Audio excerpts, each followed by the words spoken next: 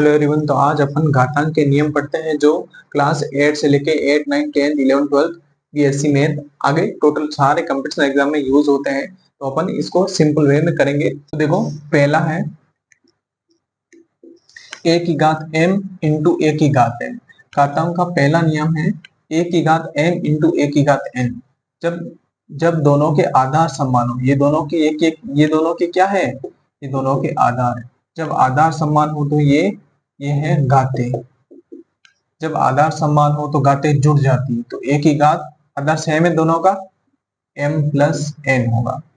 इसमें आगे लिख देना है जब आधार समान हो, जब आधार समान हो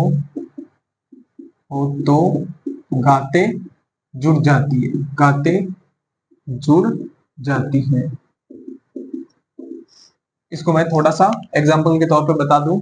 जैसे आधार अपना है 2 की घात 3 इंटू 2 की घात 5। आधार दोनों का सेम है तो 2 इंटू घाते क्या होगी, प्लस होगी, 3 प्लस 5, 2 की घात 3 और 5 8। तो ये ऐसे होगा। दूसरा है a की घात m इंटू n। जैसे a की घात m इंटू n है तो ये दोनों क्या हो जाएगी, ये दोनों गुणा हो जाएगी। a की घात m इंटू n होगा। जैसे 2 की घात 3 की घात 5 है, 2 की घात 3 इंटू 5, 2 की घात 15 होगी। अब तीसरा है a की घात m बटे a की घात n।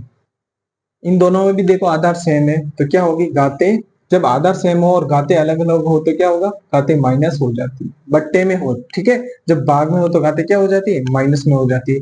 जैसे 2 की घात 8 भाग 2 की घात 6 तो क्या होगा, 2 की घात 8 माइनस 6 बराबर 2 की घात 2। a की घात m इंटू बी की घात m। घाते दोनों की सेम है, आधार अलग है। घाते जब सेम हो आधार अलग हो तो क्या होगा, एक ए बी की घात m होगा। जैसे 2 इंटू 3, दोनों की घात कितनी है, 3 3 है तो मैं इन दोनों को गुणा कर दूंगा, 2 3 6 की घात 1। और जैसे a की घात 0 है, किसी भी घात 0 होती है तो आंसर कितना आता है, 1 आता है।